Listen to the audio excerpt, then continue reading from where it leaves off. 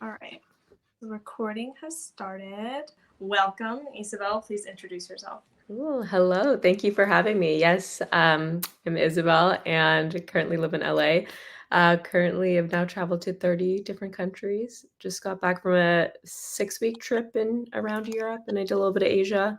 So yeah, Awesome. Which countries have you traveled to in particular? I've done a lot of Europe. I would say I bounced a lot to Europe. I did a lot of that this year, and then also post grad, I did a Europe trip as well. I mean, that's always tough. I did recently go to like Denmark and the Netherlands. I really enjoyed those countries. Those were fun to learn about how they're like what makes them one of the happiest countries in the world. I love Greece. Greece is really nice. Mhm. I did a 2-month trip to Asia last year, which was one of my bigger ones that I did a good amount of it solo. And that one I did Bali, Singapore, Malaysia, um, Vietnam, and Korea. That was really cool. I spent the most time, like a month at Bali, and then the rest I kind of hopped around a bit. Um, I've done Costa Rica and Brazil as far as like South America. Um, yeah, have not gone to Africa yet, but yeah, good a lot of Europe, Asia. I've also done Thailand, the Philippines, South America, Mexico. It's right below us. So So, what inspired your travels? yeah, so I traveled to my first flight out of the country was in like 7th grade. That's when I went to the Philippines. And that was a really cool experience for me. I'm multicultural. I'm half Filipino, half Mexican. So like I love being able to be around different cultures and immerse myself in different cultures. And then it was my like second year of college that I did study abroad. So that's when I studied abroad in Berlin. And then it was a pretty short program, but then each like weekend I wanted to go to a different country in Europe. So I was in Berlin, and then I went to like Prague and Budapest and Rome. And then after that, the my grad like for my grad trip, I wanted to travel more. Thankfully, COVID hadn't hit yet. I graduated 2019. So that summer, I decided to go like around Europe, and I planned like a whole Europe trip. And my mom came with me, so Oh, that was pretty crazy. But like that was so much fun. I got to go with my mom, and we went like all around. We went to like Spain. She's always wanted to go to Spain because she thought or like we have some Spanish blood in us because like we're Filipino, the Spaniards colonized the Philippines, and so there are some places that she wanted to visit, especially this town called Sori. So, which her last name is Soriano. So we went there. We went to like Madrid, Barcelona, Madrid, Paris. Um, went to Santorini, Nice. I'm definitely missing some places as well. so But many. that was really cool. Yeah. I like that was like one of the first trips that I really like planned like really well where we're like going here, and like all the Airbnbs and everything. And so yeah, I think from that then yeah, that trip I think really sparked it. It was like I really want to like do more of this. And so after that, just kind of finding whatever ways that I can go and travel more and see more of the world. And now I kind of had a decent amount of experience under my belt now, and then now it's just like Mhm. doing more like post grad. Do you combine that with being a content creator? So, Yeah. how has that experience been for you? Once I realized how passionate that I was about traveling, it was like maybe about a year after college where I was working like my own. I was working like a at a startup full time job, and along that journey, I was kind of like unhappy with what I was doing. Like, didn't love working with like the founder, and just like the team wasn't great. And so there was a time where I sat myself down and I was like, what do I want to do? What do I want to create with my life that combines the different things that I'm passionate about and like make that my career? And so I kind of wrote out like a 30-page plan essentially and what I was Wow. going to do. And the idea behind it was like I wanted to link like travel with like my career and like meeting people around the world and uh, meeting inspiring people around the world. And um, like I've always been very entrepreneurial. So like people like, I don't know, creating or building or uh, paving their own path. And so that's when my idea for like my travel channel kind of came to life, and it's called Global Mhm. Dream Team. So now I kind of do it through content. And yeah, so basically after that I like bought a camera, learned how to use like Final Cut Pro, just watched a lot of like videos on how to get started and figured out how to basically make content essentially, like make travel content, got a drone and it was kinda like a way that I could use content and video as a medium to travel more, but also meet people and whatnot. So, Mhm. yeah, it's been a cool, interesting journey now creating content while traveling because it is a different experience, but I think, it's created a lot more unique experiences, I would say, which has been Okay, awesome. how Yeah. exactly? I would say, for example well, for one example, I think I have to be way more observant or like I feel like I'm taking things in a little bit more. So for example, there's a video that I wanted to do in Denmark, which was like traveling to one of the happiest countries in the world. So when I planned that out, I was like really trying to understand like what makes it one of the happiest countries. So I did a lot of pre-research on it and then I also met people around like Copenhagen that my friend kind of connected me with and I was able to like sit down with them and I did like some interviews and then I was also kind of exploring the city on my own too and like kind of like taking it in like, huh, that's interesting that they're doing this and that might be one of the reasons like why what makes it one of the happiest countries. And so kind of like uh yeah, diving a little bit even deeper, I think, into the places rather than like if I was just on vacation or traveling, then maybe I'm just like some of those things I wouldn't be thinking as deeply about, which has been cool. And then also, I think one of my big intentions for traveling, which I think you could do without content too, but like I love meeting people, and so like now getting to be like more intentional about that. Um, yeah, that I have the medium to be able to create. How have you had any like unexpected growth or experience that you've gained as a result of this? Yeah, definitely. Since I do a lot of my travels solo too, I feel like a lot of solo travel, there's so much growth and transformation. So I guess I would say the biggest thing for me was when I did my 2-month trip to Asia. This was like summer of 2022. That was like the biggest one that I had planned since starting like my channel. And I did like a month in Bali. And then, yeah, like I mentioned, I went to Singapore, I visited a friend from college, and then was on my own. I went to Malaysia and then Vietnam. I was pretty much solo. I got a friend that I met in Bali to join for part, and then Korea.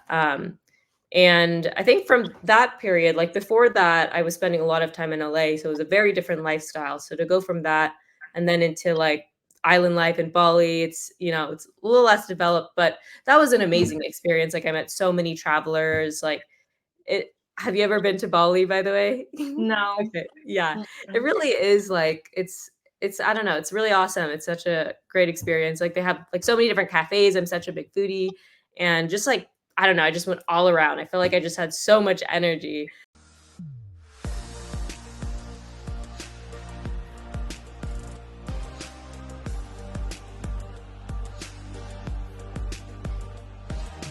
I was just, like, probably just so ready to just go to a bunch of different places, so I went to so many, and it was just so fast, like, every day for 2 months straight. Like, I don't think I Oh gave my goodness. myself a single day to, like, chill, and I didn't feel like I needed it either. But I think one of the biggest growing points is, I mean, you're pretty much doing everything. You're relying on yourself for if you're Mhm. doing it solo, a lot of everything yourself. Like you're finding your ways around different places that are new to you. And so there's a lot of thinking that kind of goes that's involved with it. Like it's not your everyday life where you wake up and you're on a routine and you're not it's a lot of it's on autopilot. So there is a lot of new information coming in, Mhm. like even if it's the small things like that you just have to figure out on a day-to-day basis. Like if they're not speaking the same language, you have to find a way to communicate. And I think that was actually one of the things that I found it's a good growing point, but it also can be difficult too. Like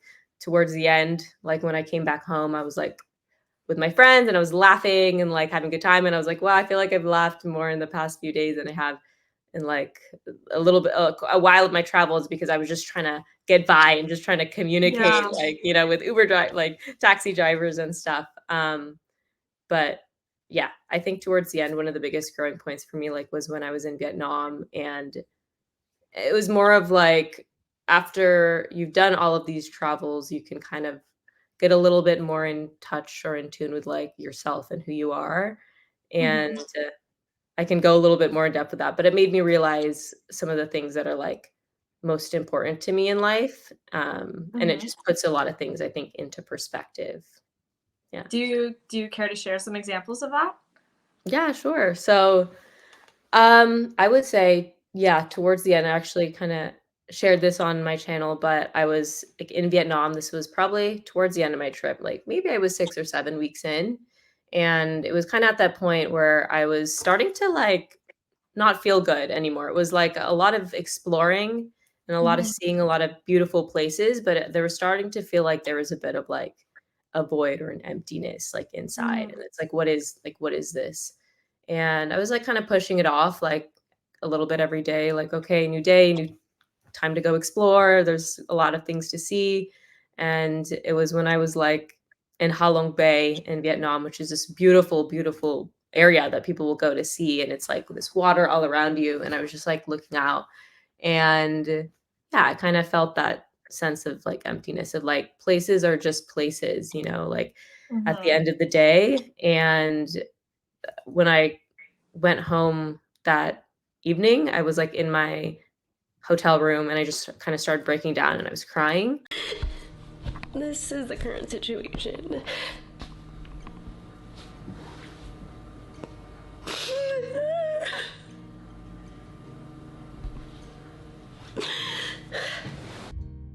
And it Mhm, just made me realize, like, how important, like, 1, like, community is to me, because I think during those 2 months of being so fast around and hopping around from places, even though I was meeting a lot of people, like, I didn't have that sense of community that I had, like, back home, that maybe I took a little bit for granted, or didn't realize, like, how important that is to, like, us as humans, and how much, like, even my relationships and friendships mean to me. Like, again, like, I feel like I have a really strong community back home that I've mhm. worked on building, and I guess I miss those. I miss that, like, Yeah, that was really important. Like, I knew I would always come back, at the end of my trip, but, like, it hit me, like, how important that is, and how much I don't want to give those things up, and those were 2 of the main things I would say. Yeah, and that is core to myself and my own values, and, yeah, my connection to people. And so maybe mhm, even along that journey, I was meeting people. There are some moments, I think I met the most people in Bali, but, like, towards, like, maybe Vietnam, a lot of it was, I think, was more on me, a lot more on my own. Like, my friend came with me for part of it, but then after that, I was, like, exploring me, just me, and then maybe, like, small interactions here and there, but nothing deep. And mhm. so, yeah, the importance of, like, deep human connection. Um, Definitely. yeah, Definitely. I mean, as digital nomads, we really have to be adaptable and, you know, like back ourselves up emotionally. A lot of the yeah, times, especially when we're in a new city. If I wanted to call my mom, for example, maybe or maybe not, she would pick up. And if she doesn't pick up, then I have to deal with whatever it is like in that moment on my own. And I felt the same way. Like I remember I was in like Rome or somewhere like that, and I was just sitting there like I don't know what I'm doing. Like, and as much as I was so happy to be there, I was like feeling lost, just as you described. Like, I didn't have enough connections with me. I had like maybe one person or two people I met on couch surfing. I was just getting to know them. That's where I also recognize like the value of having those deep relationships. And I found instead of when you meet someone, instead of acting all happy and peppy all the time, I found it's more important to like tell them genuinely, like if they're like, "Oh, hi, how are you?" and you're like, "Well, I've been kind of traveling a lot right now, so not feeling amazing, kind of missing my family." And that honesty, I think, like opens you up to digesting those feelings that you're going through, but it also opens them up to like the opportunity to bond with you, to connect with you on those experiences. yeah, that's So really that's awesome. yeah, I think it's a little bit against what we're kind of taught to do in the US, right? Like it's supposed to be like, "Hi, nice to meet you," and like super full of energy, but there are points where it feels a lot better just to like express how you actually are instead of like kind of pushing it down and showing yourself only in like your best version. Yeah. You are mostly traveling alone, right? Or do you travel with people? Mostly alone. If I can get a friend to come with me, then they'll come with me, but I would say, yeah, the majority is alone. Yeah, solo. Okay, Yeah. me too. Um, and I was curious how that's been for you, like, and compare it maybe to traveling with someone. How has been like the safety aspect or you feeling comfortable? And then managing your priorities. Like you're a content creator, but also like as you were saying, you have to think as you go and decide how you're going to spend your time. And sometimes there's a lot of temptation in a new city where there's like a lot of amazing things to do. And you're like, ugh, like, how do I decide how to fill my time? And the next thing you know, like an hour has gone by because you can't decide between two activities, maybe. Yeah. So what's that been? Yeah. That's a great question. First, I guess to address the first one, so traveling solo versus with people. Honestly, like I've felt super safe being solo. I mean, I Mhm. think the places that I've chosen this year have been relatively pretty safe. But I think in general, even like when I was unsure, like places that I wasn't sure about, like yeah, I've always felt pretty safe. You just kind of have to have common sense, I would say. The experience of traveling with people versus traveling solo is different, I will say for sure. Mhm. I like both. I think I actually like traveling solo a little bit better, but it's nice to have company. Like I was in Portugal, like Lisbon, on this recent trip with like my best friend and then one of our other friends. So there was like three of us, and then like meeting people and like it was nice. It was like it felt like a French trip. So that was nice. But I think solo travel is more like very transformative. I always feel like, yeah, in that way, which I think is really unique. And I come back with like more transformed, a bigger perspective. And I don't know why that is, and if other people would agree with that, but yeah, but both are cool. I want to travel more with friends. I think it would be nice. Mhm. As far as balancing being a content creator and traveling and deciding what to do, I think I've gotten a lot better at it. For example, like when I did my Asia trip, that was a little bit more like I had ideas of what I wanted to film, but then a lot more, I guess, spontaneous, as in, like, I had my camera every day and I was, like, ready to film anything or, like, vlog anything. But nowadays, I'm way more prepared with, like, the videos and what I wanna film, the concept, the idea, and then going out for the day and filming that based on that theme or that idea or whatever. So Mhm. I'm feeling less stressed as far as, like, I could go and film other stuff or do other things, like, just keeping a little bit more focused. So, for example, when I was in Vienna, one of the videos I did and I researched a little bit ahead of time was like they have a really interesting coffee house culture. Really overwhelmed actually by Vienna because I was like, there's so much, and I'm like, how do I even? What do I do? Like, how do I begin? So it was both overwhelmed me, but it was nice that I had at least this one video where I was focusing on the coffee house culture and I was trying to dive into that. So I went to like 5 different coffee houses and then yeah, try to understand the background and the history behind it and also just experience it. But then Mhm. a little bit of my other time like was not as planned. And I've had trips where I've been super planned, which was earlier this year. And this trip that I recently did was like a little bit more loose, but a loose plan. So the rest of my time in Vienna was like kind of a little overwhelming because I was like, what can I do around here? And I was kind of like figuring some stuff out on the It's not spot. easy there. It's not, yeah, and you're right, there was a day where I was, like, an hour just, like, trying to figure out, like, what to do next. Also, now it's, like, realizing what do I like to do? What am I actually interested in? Like, I'm not a museum person, so I'm not really feeling tempted or interested really in going to museums, but I actually really like parks and green spaces, so there was, like, a really nice green space and park that someone recommended. So like I went there and like I'm like kind of like a foodie. So like if I can at least check out some of the food spots, like that's nice. Um and yeah, kind of like based a little bit around that. Like there's this really cool greenhouse, but then it was also like a restaurant inside. So I was like, let me go to that. But there is always a lot. So it's like sometimes you feel like you want to see everything. You can't see it all. But so actually now with my content, I'm trying to just like organize it so that I have my videos that are a little more focused on whatever topic. And then once that's done, then I can do a little bit more of my own spontaneous exploring. Completely relate to what you're saying as far as traveling solo. I thought I would be more lonely and like I thought I would be in worse situations than I have been. I found actually by traveling solo, I have grown as you said, I've grown so much because I can't just like lean on some person I know to help me solve the problem. I have to figure it out on my own, or I have to ask locals. And being alone allows me so much more freedom to be curious about what my interests are. And when I'm in a new city, I don't have to think about anyone else. I don't have to ask anyone else what they want to do or be considerate of anyone else. Basically, I get to be as selfish as I want. And that's for me, like at this point in my life, kind of what I want. It's just to be able to step out and do whatever I want and push the boundaries and explore things without being worried about someone else. Yeah, yeah, I totally agree. I totally agree. It was interesting. Yeah, when I was with my friends, then you have other people, you have to be considerate, and then their emotions too. Like if they're like not in a good mood or whatever, like it starts to affect you. And then when I'm on my own, I'm just like, whatever, I'm just gonna go do whatever I want to do. And then yeah, I get in bad moods, but then I'm just dealing with myself.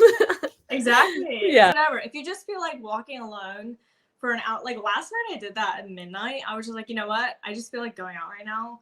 And Yeah. it was midnight, and I was just like, took the tram to the center, literally walked around, got ice cream, just like chilled out because that's what I needed. That's what I wanted to do. And I didn't have to explain myself to anyone. Yeah. That's So, awesome. I mean, you can do this anywhere, but I think being, there is such a dangerous idea behind being a solo female traveler. Like, I'm sure you get it too whenever you talk to your family. They're like, oh, be careful. Like, look out.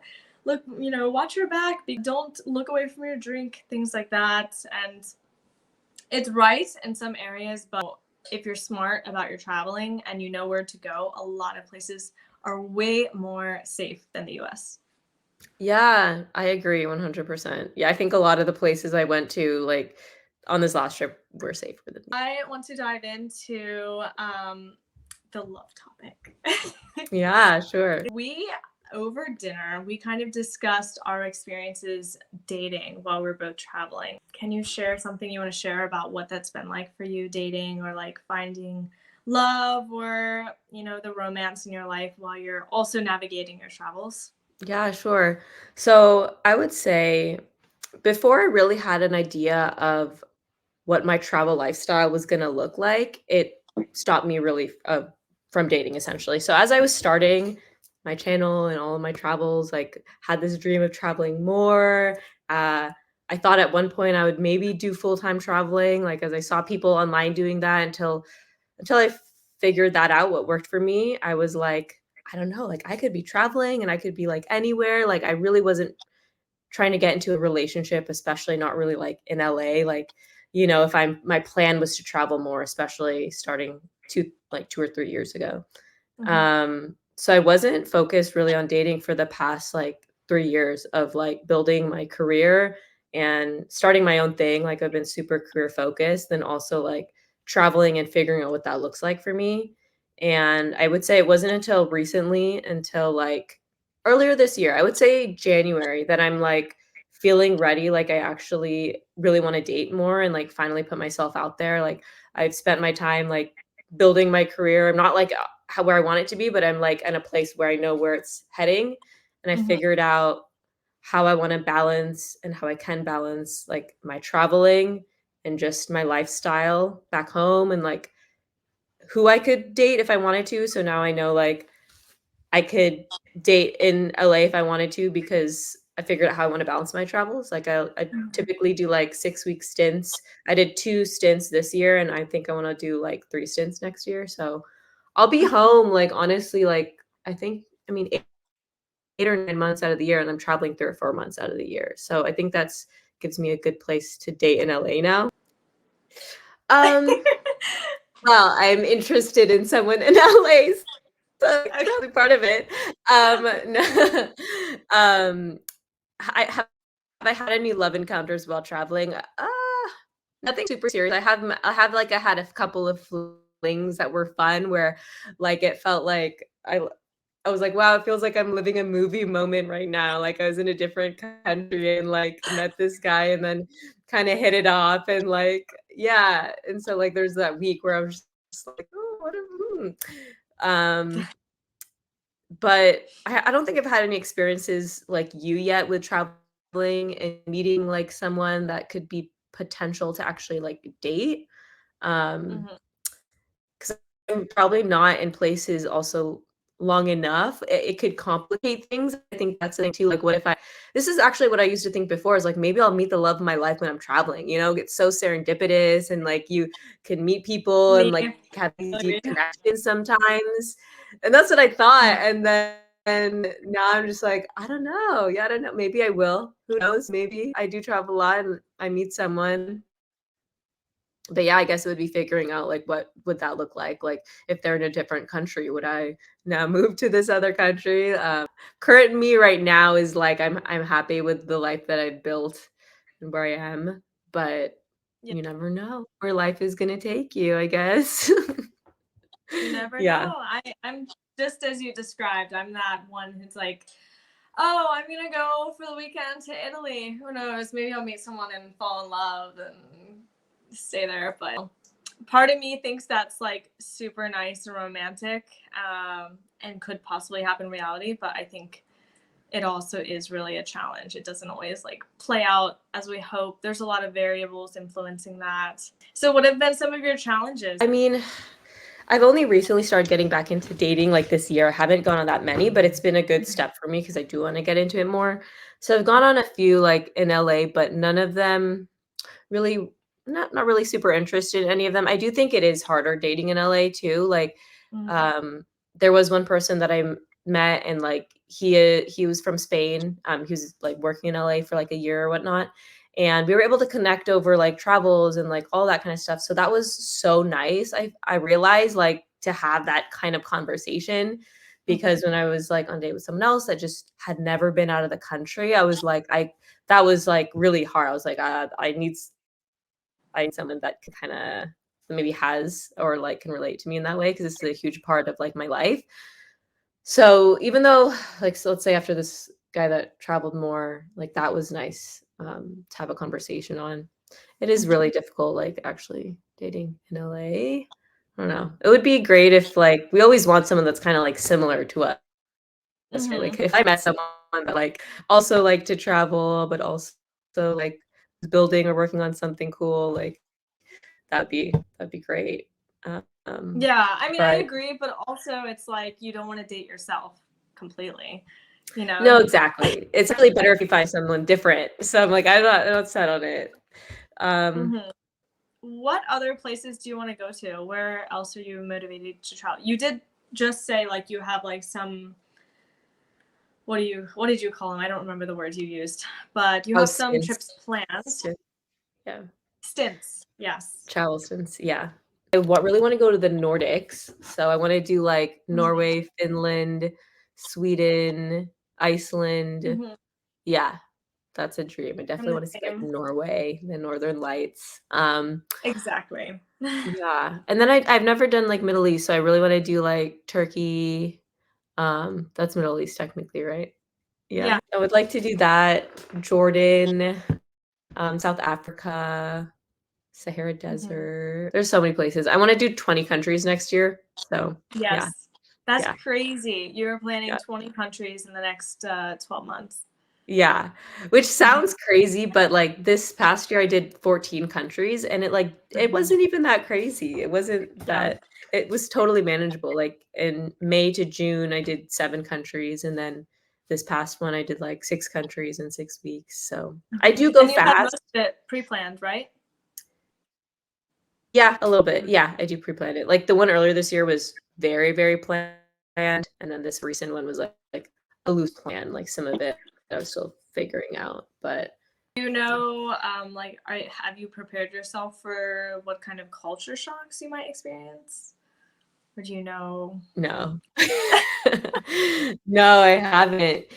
Yeah, I feel like Okay. I've been pretty, like I'm pretty used to Europe now, so that I don't think yeah, but I haven't, yeah, for, like never been to, like, more, like, Middle Eastern countries or I've never been to Africa, so I know that'll definitely be a culture shock if I actually go there this year. Mhm. Have not prepared I don't know how to prepare for a culture shock, like, is there a way to prepare for that? Like I don't know. I was extra paranoid. I was afraid I would come out. I was actually scared to come to Croatia. It was a country I was avoiding for some time. So I decided to come to Croatia and actually just completely fell in love with it. Nice. So yeah, I always Google things, and I watched a ton of YouTube videos about comparing the life between two places. And I also contacted a lot of people in those countries, and I'm like, can you describe this? Can you describe that? And I do say the one challenge I found is, since they're already living there, even if they did live in the US, like they don't often remember the challenges they faced at first. For example, my parents came to Italy and they didn't remember to, like, they didn't think to ask, and I also didn't remember to mention that you don't need to tip in Italy. And I'm so sorry for them. They were like, "Oh, we didn't know we were supposed to tip. We weren't supposed to tip in Italy," and they ended up like tipping a lot. And because they were tourists, like, of course, Yeah. yeah, no one was going to correct them. They were just like, "Thanks for the extra money," right? Um, so little things like that, I'm extra paranoid about being sucked into some kind of tourist trap. And I don't like to have that negative mindset, but I also don't like to go in unaware of and Yeah. dreaming it up to be this super safe, amazing place. If you end up going somewhere alone, then it's easy that there could be a tourist trap, and they kind of adapt those to like switch them up. But even, in Italy, for example, when I was traveling with a friend of mine who was from Italy, both of us almost got sucked into a tourist trap. And he lived in the city. Wow. And yeah, exactly. And so we went out for drinks, and this guy ended up like almost sucking us into the bar. Like he just had like a performance to kind of entertain us. And then it got to a certain point where my friend finally clued in. He was like, "Wait a minute, no, this is not what we came here for. That was a really clever trick." That too, I'm not trying to scare Yeah. you, but No. It's true. You gotta be prepared for those things. I probably should research them more. Yeah, because I feel like the tipping example, I guess I've just had times where, like, somehow maybe, like, someone tells me or, like, my friend told me or whatnot. So, like, I guess somehow I find out eventually, but yeah, I need to Mhm. do my own research as well at a time It before, doesn't hurt. especially with those things. Yeah. And what about Asia? Did you feel like you were really prepared to go to Asia, since you have like since your family heritage is Asian? Did you feel pretty prepared for that? I don't know if your grandparents are living in Asia or what that deal is with your family. Mhm. Or were there culture shocks when you went there, since you grew up American? There were definitely some culture shocks for sure. I would say I was a little bit more prepared because I had gone to Thailand with some friends, like, when I was in college. I went with a group of 10 people, and one of the guys was from, like, Thailand, from Bangkok. So I'd been there in, like, 2018, so that was good to have, like, as background. I'd been to the Philippines, but that was, like, in middle school. So I did, like, kind of have an idea of, like, what Asia could be like. I Mhm. actually have a bit of, like, a initial shock, like, for example, when I went to Bali, because it's hard to remember now since I've been there a few times, but, like, what I had seen on social media versus, like, when I first, like, got in the car at the airport and had, like, seen, like, what it looked like outside, like, driving in, like, the city and then getting into, like, the where I was like, "Oh, I didn't realize, like, it's kinda there are some similarities to, like, the Philippines." For some reason, I thought it was gonna look like this way, or, like, a lot of the photos you see online is, like, it's really nice villas, which also exist, but there's other parts also of the city too, it's still less developed. When I was in Vietnam, I definitely had some culture shock there for sure, like, walking I was, like, started in Ho Chi Minh, and we're actually pretty kinda surprised that one of my friends that I met in Bali came and joined me for, like, a little bit of the trip, and then that no one spoke English, or in the beginning. For, like, everyone really actually spoke English in Bali, which is really nice. Singapore, Mhm. people spoke English. Malaysia, pretty good. And then I think this was one of the first places where we're like, "Oh, it's interesting." I guess even in, like, a major city, we just kinda, like, assumed that they would a little bit, because there's international people coming in, but then we had to, like, use Google Translate. It was actually, like, the first time we really kinda had to use it. Mhm.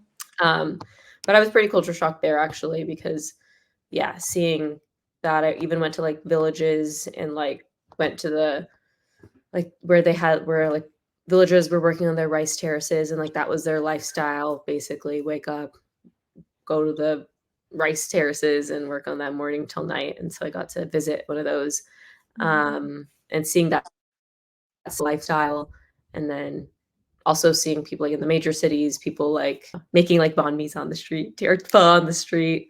It was a little bit dirtier than actually I think I expected, but yeah. And since they're also still communist too, is interesting. Oh, wow. Observe how that like affects their present reality. It didn't actually feel super communist, but it was interesting when I was with my friend to kind of like observe and like be like, huh, like, you know,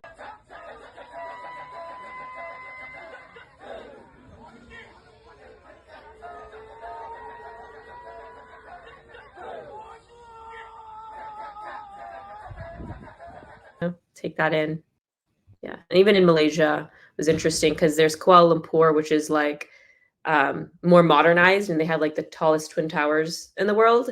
And then paired with like their older side of the city, which is like there's like a Hindu temple, and like seeing the contrast and whatnot. So after going to those places, it was like a post adjustment, like reverse culture shock again. Yeah. Yeah. What was that reverse culture shock like for you? Yeah. Oh, it was interesting. When I got back from that trip, I think I had both probably a combination of reverse culture shock and maybe like some post-travel depression slash blues, which is also kind of common. I was reading up on it. That was a really tough adjustment. Really, really tough. One of the hardest adjustments I've ever had after traveling. And I think now it's better, but I came back. It was like a end of June to like mid-August trip. So it was 2 months. And then I came back to LA.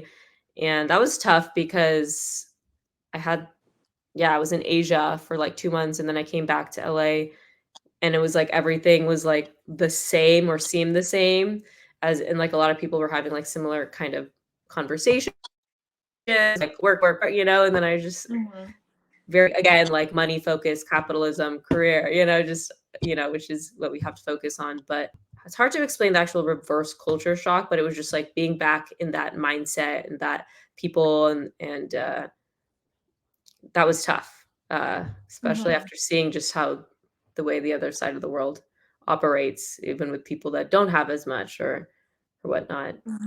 Yeah. Yeah. I feel that way even like when I connect with Americans abroad. I get used to the interactions with, for example, Balkan people. I'm prepared for their attitudes and their opinions and their actions, their behaviors. And then whenever I meet another American, I'm like, oh, that sounds horrible. Actually, it wasn't the same way with you. It was quite pleasant, but I have met Americans abroad where I'm like, okay, I'm too used to that, Yeah. And it just reminds me how happy I am to be abroad, because it's like, I don't know, my personal experience and feelings are that I've spent 23 or 24 years of my life in the US, and I feel like I have a lot of catching up to do on other cultures, other ways that life can be lived. And it's not that I'm not appreciating the US or where I come from. It's just that I want to really diversify myself and soak in those other perspectives, and like, I guess, detach myself a little bit from my American identity and welcome more of all of the different identities around the world, because I don't feel like life needs to be lived one way. And that's what happens when you live in a country, is you're with a group of people who generally think life is supposed to be lived a certain way. That's like culture. It's true. What are some places you're considering? Well, just like you, I really want to go to the Middle East. I don't want to like overwhelm myself with visiting all these countries. I want to take it slow and really like build relationships as I travel. So I would like to at least visit one country on every continent. I think that's like a very basic goal. And knowing how I am, I'm probably, because literally when I came to Europe, I said, oh, I just want to see Austria. I just want to see the Netherlands. That's it. And maybe like, everyone talks so highly of them. 16 countries later, now I'm living here. So I Yeah, guarantee it's wow. probably going to be quite similar. You know, I'm going to go to some part of Yeah. Africa, fall in love, be like, I'm not ready to go. And then I'm going to like end up exploring another 10 countries from there. So Yeah. I leave my plans open so that, you know, I can follow my heart. Yeah, that's great. That's the best way to do it. But yeah, I Absolutely. highly recommend Bali. Most people Yeah. that go want to stay, and it's super safe, which is really nice. Like, Going back to what you said about like the culture shock, I would say my biggest negative culture shock so far has been like when I went from the Netherlands to the UK. That kind of sucked because I really loved, and I say this repeatedly, the directness of the Dutch people. It makes my life yeah. a million times easier, but also how clean their country is. How Mm. clean. It seems like there's no homeless people there, although I know there are. They're just kind of in organized places. Um, Things are very structured there. And it's ironic because of how much freedom they have. Like we would picture in the US, when you think of drugs and prostitution and like sex workers, anything like that, or raving culture, you picture like a chaotic city where people are all over the place, like uneducated, um, addicts in rehab, for example. And I know this is sounding really negative, but the Netherlands really opened my mind up to the fact that, you know, drugs can be welcomed into the community in a Mm. manageable way, so that we can have our freedoms and liberties to do what we want with our existence and our bodies, but also we can have a harmonious community. Granted, it's a very small country, and I think that's part of how they're able to manage it better. It's like the Yeah. size of a state. Yeah. But I think when I went from the Netherlands to London, I was not expecting to see so many people sleeping on the streets. I've always wanted to go to London my entire life and Britain. Like I love British accents. And I went for the first time earlier this year. I don't know what I was expecting, but I didn't really live up to any expectations, I think. I will say I'm a huge Harry Potter fan, and so that little bit of fantasy is still inside of me. Yeah, yeah, that's true. I have so much Sometimes, more to explore. There's so much that could be explored still there. But yeah, I but love British accents. I love it.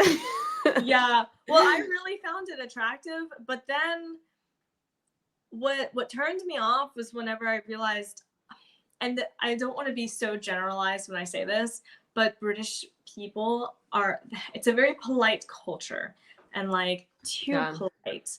And whenever, in my experience, now my family is from New England, so our culture is a lot more direct. And either we say exactly what we mean and it's not nice, or we're able to make it sound graceful. But in the UK, a lot of people are not so direct. They will be very roundabout-ish about what they really mean. And that's so hard for me to adapt to. So I just thought at a certain point, I'm just like, okay, half of what these people tell me is a lie because they're just not comfortable to be honest with me. On a scale of politeness, it's like the UK and Japan probably like the most polite, and then it's like the US is like kind Huh. of in between Yeah. depending on the state, I think. And then like Right. the Netherlands is like they're not trying to be assholes, but they're just trying to be honest. No. Have you had any kind of like mind-blowing positive experiences like emotionally while you've been traveling, or even the opposite, very negative, and how did you deal with them? Mhm. Sure. I'll start with the positive. I would say when I did like my month-long trip in Bali, I would think it was everything about it was very positive. I think it was one of the best travel experiences that I'd ever had. I think was also like the beginnings of my really my travel journey before I was getting more into it with what I'm doing now. And Mhm. so I was there for a month, and I feel like I met a lot of other travelers, which was really cool. Like I met a lot of people from around the world. I made a lot of good friends, when I was there, like, one person that I met, I think he was from I think somewhere in the US, another is from, like, Pakistan, another just was from Turkey, and so I feel like I had this global, like, short-term community that I made there, and then yeah, that was really awesome, and it was beautiful. The natural beauty is really amazing there.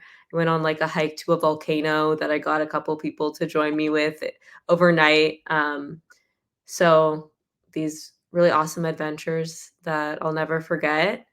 Really amazing. But not just it's Indonesia, but Bali especially, it's very spiritual. So even if you don't go there for specifically the spirituality and you just kind of go to explore, I think you might not realize it in the moment, but like maybe coming back, like you feel a little bit more refreshed, even more aligned with like your purpose and what you want to do and what you want to Mhm. create. And I think I came back from that trip like feeling that refreshed and that yeah, aligned with what I Inner wanted to do in alignment. my purpose, yeah, which is cool. I even did like a 2-day silent retreat where it was awesome. It was actually really awesome. I was kind of afraid at first to be alone in my own thoughts, but I did that. We did like morning yoga, meditation. They fed us really well. Got to spend like time with myself and kind of like reflect. Um, I think I had one of the most reflective experiences after that trip, after that Mhm. Asia trip, and in general, where I felt the most transformation. I grew so much, but at the same time, it was probably one of the hardest things I had done, I would say, because there was so much inner growth and change. I had to when I came back, it was a lot of like I would say coming to terms with that change of like who I was before versus Yeah, who I was like now with all of these experiences and how I had grown from that. And I think now looking at it, it was probably maybe that was like you have to grieve your old self, in order to like step into like this new person, this new you mhm. that has this bigger perspective. Hours in complete silence at a silent meditation retreat in Ubud, Bali. Yes, that means absolutely no talking and no phones or devices either. I've heard there are a lot of benefits of a silent retreat, some of which include overcoming stress and anxiety, gaining greater clarity, improving focus on the present moment, speeding up your personal development, and gaining greater peace and happiness, to name a few. And since Bali is Indonesia's spiritual center and also known as the Mecca for healing, I figured Bali would be the perfect place to do this. And for me specifically, as someone who is pursuing my own dreams and carving my own path, I can attest there is a lot of uncertainty and stress that comes with this. And I needed some inward clarity to guide me on what to do. So I booked 2 nights at Bali Silent Retreat in the rainforest of Ubud. I'm not gonna lie though, the idea of being alone in my own thoughts for 2 days did scare me a bit. But anyways, here was my experience, and you'll find out exactly what answers I received after this retreat. So it was both like one of the most transformative, I think, trips that I had done, and probably also one of the hardest because that's when I had like my breaking point, like in Vietnam, and like had to face myself a little bit. But at the end, like you come out so much stronger, and so that's why I still continue to travel, even though it has like the ups and downs. Um, Definitely. yeah, it's easy actually for me to speak on the harder parts, and actually for some reason I like to speak on those because I think when people see me traveling or in general, I feel like they get the impression that like, "Oh, wow, she's living her life, living the dream, looking at all these places." But the truth is like you're still human and like there are difficult moments. In Yeah. fact, maybe it's sometimes even harder moments, harder things you're dealing with when you're traveling versus like when you're like in the comfort of your home. Yeah. I So, was feeling yeah. like a little guilty sometimes when I would be traveling in a new city and someone's like, "Oh, you're on holiday. You can't be upset." And I'm like, I've been on a 9-month holiday. I need to feel upset about something, you know? So I think that's the reality no matter where you're at, you kind of have to deal with those emotions for better or for worse. So as I've traveled, I've developed so many new connections, but I've started realizing that I would like them to be deeper connections. Yeah. So I don't know if you've ever heard of like the Skin Deep on Instagram. Have Mm-mm. you ever? No, they're on YouTube, but it's like these moments where you sit down with, for example, it's like an ex-husband and an ex-wife haven't seen each other in like 20 years since their marriage, and then it's like you get them together and like asking each other like deep questions, like how do you wish you remembered me or something like that. Like I like really ice breaking questions. My friends are laughing at me because like randomly at midnight I'll text them and be like, what was love like for you? And it's just because I would like to push beyond the the very basic kind of connections and really get to the core of like the character that these people have. To connect on that level is a lot more special than just to say, oh, I know this guy, we went out to a bar, we had so much fun, you know? Yeah, 100%. So I Yeah. like that. My friends and I growing up, we would just like lay down and stare at the stars and ask each other questions like that. And that was my kind of thing of connecting with friends. Yeah. I thought it was sweet. Yeah, I love that. And I don't know about you, but also I reached a point the other day where, especially when I meet other like young travelers, it really hits me. I'm like, wow, I'm definitely not 22 anymore. And Oh, yeah. yeah, and I'm like, I wish I had that reckless energy in me to some degree. But I'm feeling just like part of me feels like I'm in my mid 30s, and part of me is like 22 at heart. So it's really a weird experience. True, I know we're not. It was so different when I was traveling like 2 years ago at 24. When I did my Bali trip, I felt like way more free and like I was just doing like going everywhere. Like that was literally the energy of that trip. That's why I did so much. Mhm. Yeah, now I'm like a little bit older and like a little bit more specific about like what I'm doing and where I'm spending my Yeah, time and my energy, a you little more know? particular. Yeah. Yeah, and I Right. agree with you on the finding depth and connections, like I mentioned, like, that's what I really started to crave after my trips and, like, really also trying to push for more of that. That's why I, like, recently started, like, my new page, which is, like, "What's been on your mind lately?" Like, wanting to just have Mm-hmm. more conversations with What's been on your mind lately? Hi everyone, my name is Isabel and welcome. This is something new that I'm starting, and the purpose of this is to create a space to open more conversation around life and what it means to exist in this crazy, beautiful world that we live in and more. We can talk about absolutely anything. This is actually something that I personally been craving, is just having deeper conversations and having a space to more openly share some of my thoughts, but we'll see what this evolves into. And I've always kind of been this way too, where I've thought more deeply and introspectively about life, but I've never done anything with it, so I decided that it's finally time to change that. but even, like, with my friends back home, I was like, I feel close to them, but I'm like, I want more closeness, I want more depth and more yeah. I was quite nervous to send that kind of like intimate text to a few people, or even to ask that question to people, because it is very nosy. I learned the way they reply will say a lot about the kind of person they are. Like some people would kind of brush it off and be like, what kind of question is that? And some people would really be like, hey, I would love to talk about this. Let's have a call. And it was not the people I expected. Like these people who seemed more reserved were the ones who were like, let's have a call. And for the last, like, since I started asking those questions, they're like, hey, can you talk? And like, they want to connect with me and open up. And so I'm really happy I started doing that. It's cool. Asking people my age, like, have you been in love and what was that like? And one of them was like, I'm so in love right now. And they were like, let's talk about this right now. It was really cute. That's cute. So definitely recommend, if you're trying to get to know people, to just like be random, call them up and ask them, you know, what was the best part of their day. It's cute, I like it. How would you say, when you've traveled, how has it affected your perspective? How has that changed?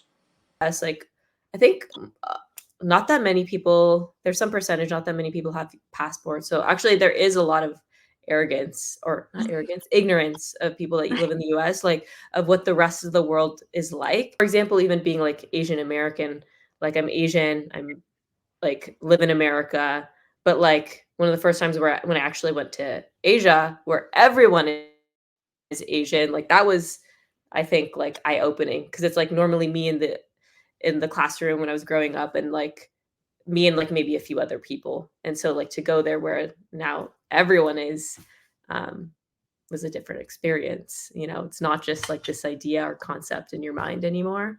It's like reality. It's actual reality. Other perspective shifts. I think also when I went to like Costa Rica, I think that was probably really interesting because um they're like the Switzerland of South America, but they're also still developing, you know. So I went to areas that most people wouldn't go on like a vacation. I was actually on with this tour company that took me into like more like actual not villages, but like places where actual people live, and they definitely live with way less and they live way simpler lives. But I found that people that live the simplest lives are actually like the happiest, honestly. Like, Yeah, yeah, yeah, it's true. I mean, you don't have to focus on looking after all these little things or wanting or needing all these little things. And I think you can then focus more on just living and being and the relationships you have. I would say a huge shift in my perspective was like I felt so much pressure to live a certain way in the US. And when I realized that, like, I go to Croatia and life isn't all about work, it isn't yeah, all about making money, materialism, consumerism. It's about living and enjoying your coffee and appreciating the day. That took so much pressure off of me because I was like, wait a minute, I don't have to live this certain way. I can just find the place that lives the way I like to live and go there. And yeah, hey, if I stay there because I'm happy, that's totally fine. yeah. So to me, Yeah, that that's was a like big one. very liberating. Yeah, that's a big one actually for Europe. Like when I went earlier this year and like I'd been there before too, but then to go back and be like, yeah, the way of life, it's like they're just like enjoying the present moment. And like actually, I know we say people say like enjoy the present moment, but Europe, it's like they're really enjoying their life now versus the US is very future oriented, like work, work, work. We're planning for the future and the future we'll enjoy and like have all these things. Mm-hmm. But Europe, they're just like, they have their glass of wine or like at the end of the day or whatever. You know what I mean? Like it's just more chill and relax and just enjoying their life. There is a lot of pressure too, like you mentioned. There's a lot of pressure in the US. There's a lot of pressure, but I think um, I'm not going to say it's a bad thing. I think it's not always a good thing. Too much Yeah. stress is horrible for you, but you need to also like push yourself sometimes. And I will say I'm proud to look back on our achievements on academia and Yeah. science and innovation, like Steve Jobs. I think people like that are incredible. As other cultures that are much more relaxed have also achieved incredible things. Like It's true. Italy, then those people are so passionate and crazy, and yet their culture is not so focused on work, work, work, Yeah. consumerism. Yeah. So yeah, I think you don't have to be a workaholic to be successful. Mark Manson talked about that in one of his books. It's like something like 20% of the effort you give will achieve 80% of the positive results. The Right. less you do, the better the results, the better the quality, kind of thing. Yeah. Yeah, that's So true.